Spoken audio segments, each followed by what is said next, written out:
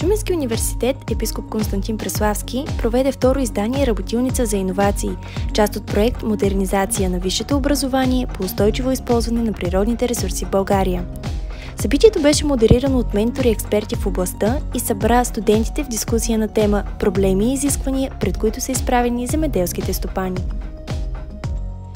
Това е инициатива, която има за цел да срещне студенти и работодатели, представители на бизнеса в дискусия по съвременни проблеми и има така за основна идея търсене на съвременни решения в областта на земеделието и растителната защита.